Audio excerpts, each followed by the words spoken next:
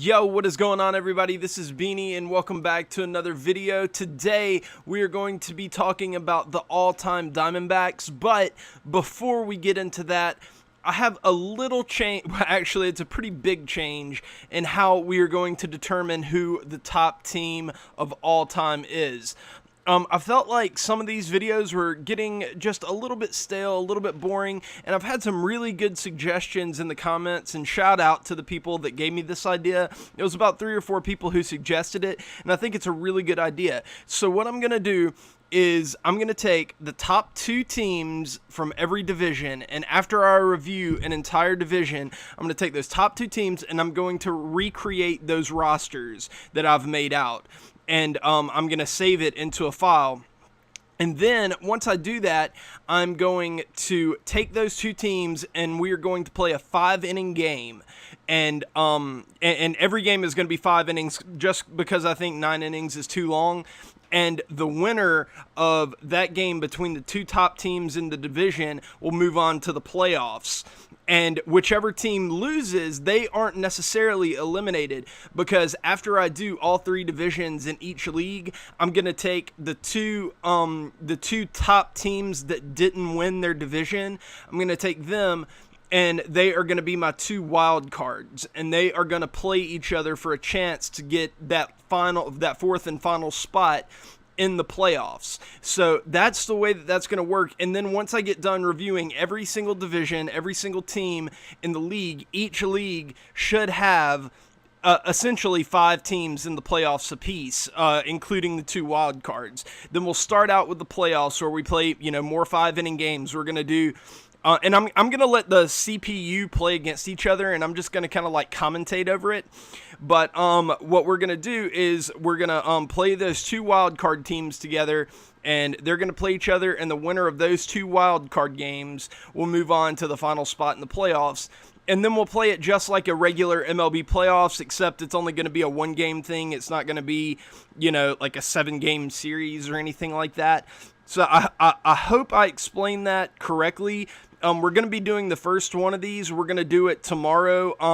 It'll be the 2 top teams out of the NL West. Right now, it's looking like the Giants and the Dodgers, but maybe the Diamondbacks can come up and surpass one of those teams to get one of those final 2 spots.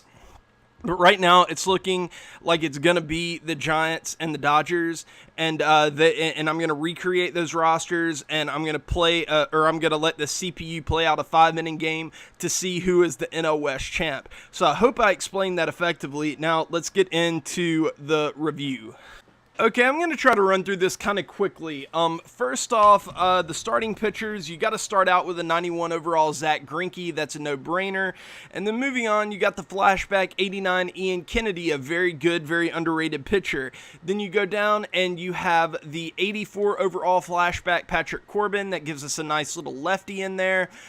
Then I had the choice between the flashback Robbie Ray and the live series Robbie Ray. To me, it's no question that the flashback or the live series Robbie Ray is the superior card, so I decided to go with the 82 overall Robbie Ray. And then rounding it out, we have the 81 overall rookie Max Scherzer, a very good and a very underrated card in this game. It's a decent starting rotation. In my opinion, in something like this, it is definitely above average, because it is not easy to get 5 quality guys into a rotation. So, and it does that. None of these guys are dominant, but they're all solid. So I gave the Diamondbacks starting pitchers a 5.8 out of 10. All right, moving on to the bullpen. The Diamondbacks bullpen is quite honestly really, really bad. First of all, they don't have any flashback relievers, so that's automatically going to hurt them a good deal right there, having to go with live series, and their live series bullpen arms aren't exactly better. You start out, you have the 79 overall Archie Bradley. He would probably be your closer. And there is a benefit to this Bradley because he does have pretty good stuff, pretty good per-nines, and his stamina is a lot higher than you would see from most relievers, so he has the ability to throw, more often than other guys do. So he's nice to have in there. But then you move on and you get down into the 76 overall Andrew Chafin for a left-handed reliever, the 76 overall Fernando Rodney, and you go down and you got the 74 overall Randall Delgado. I mean, as you can see, it's just everything is just like a bronze, and they're just kind of not good. Like, they don't have any dominant arms in their bullpen. It's kind of crazy. Then you move on to the last three. You have to go with the 71 overall J.J. Hoover. Get Jorge De La Rosa in there for your second lefty reliever. And then you have to throw a comment in there. I was debating between getting another lefty, but I decided to go with the 67 overall Braden Shipley card to round out the bullpen. Guys, this is a really, really bad bullpen for an exercise like this. It is well below average, and I almost wanted to give it below like a 1, but I decided to go above a 1. Like, it's better than that because some of these guys do have like budget potential, you know what I mean? So I decided to give it a 1.7 out of 10. Still very, very bad, but not quite as bad as I guess it appears on the surface. Now, moving on to the lineup, we have to do a catcher, and it doesn't get a lot better than the bullpen at first. You have to go with the 74 overall Oscar Hernandez. The Diamondbacks just don't have any really good catchers to speak of, so it sucks. But you just kind of got to go with somebody, and the 74 Oscar Hernandez is it.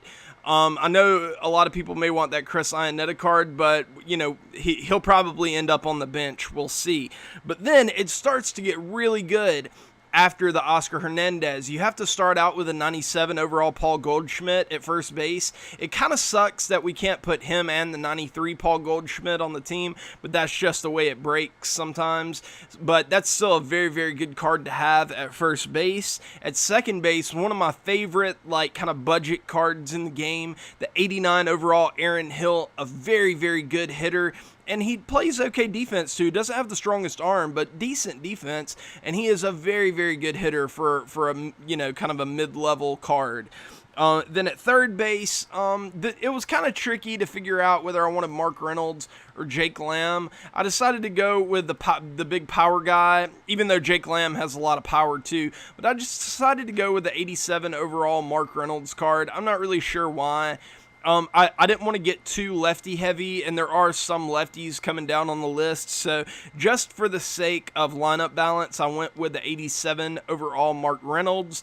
At shortstop, I went with the 85 overall Steven Drew. I love this card. Really good defense, hits righties really, really well. Very solid card to have in your lineup. In left field, I don't think there's any way that it is possible to go with anybody but this 98 overall Luis Gonzalez card. One of the best hitting cards in the game. He's probably going to be your 3-hole guy, maybe your 4-hole guy, depending on what you do with Goldschmidt. Extremely good card. Then in center, you have to go with the 92 overall AJ Pollock. This outfield is insane. It's so good. This is going to be probably your leadoff guy. And for a leadoff guy, he has a good bit of pop. Very good card. And he plays pretty good defense too for center field. And his arm isn't that bad either for center. It's kind of like a poor man's Mike Trout with a little bit less power. So AJ Pollock, very, very good. And then in right field, you have to go, well, actually, it was a big debate between him and Justin Upton, but I decided to go with a 90 overall Steve Finley card. Better defense than the Upton, plus he's a left-handed hitter with a good deal of power.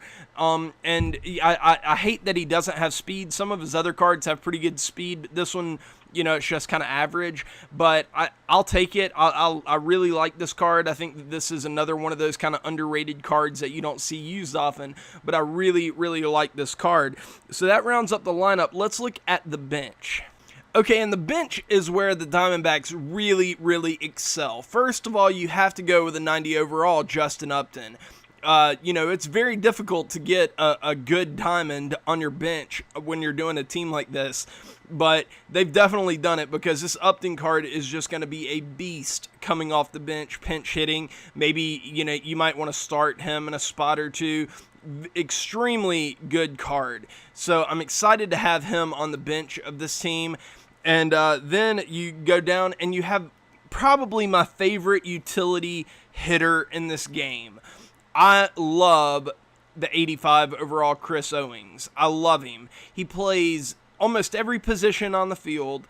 He's a very solid hitter. He has more pop than you would expect. He has speed. He can steal bases. This guy is the whole package for an 85 gold.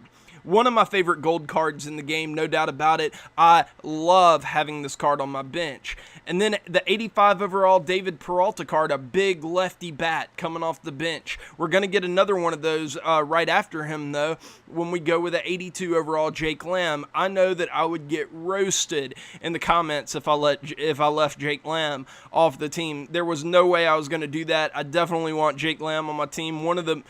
Probably the best hitting silver card in the game, an absolute stud. And then, you know, we kind of ended off with a whimper. We have to get our second catcher in there, so we went with the 73 overall Chris Iannetta card. Now, the one benefit to him is that he does hit lefties like kind of good, I guess. So maybe you can like put him in whenever a lefty is throwing, and maybe he can do a little bit of damage for you. But overall catcher is pretty disappointing.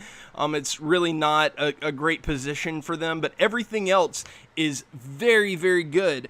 And the bench definitely gives it a boost when it comes to how good this lineup is. So I took that into consideration, and I wanted to give it an extremely high mark because I like every player on this team. The only reason that I had to give it like below a 9 or whatever is because catcher is just so brutally bad. So I ended up giving the offense an 8.6. A lot of people may think that's kind of high, but I love, like, even the golds down here, the Chris Owings, the Steven Drews, the Aaron Hills, like, I love those cards, and I think those cards have a ton of value that's kind of hidden away in that gold status instead of the diamond, you know? So I really, really like them. So I gave them an 8.6, and when you add all that up, you get a 16.1 overall rating. That is more than enough to put them at third place in the National League West division. Not quite enough to get into that NL West championship game, I guess we'll call it. They're still in play for the wild card, but a lot of things would have to break their way for them to get into it. But right now, it's looking like the championship in the National League West is going to be the Dodgers and the Giants. But yeah, guys, that is going to do it for this video. I hope you enjoyed it. Please like, subscribe, and share if you did, and I'll love you forever. But I will see you guys later on. Peace.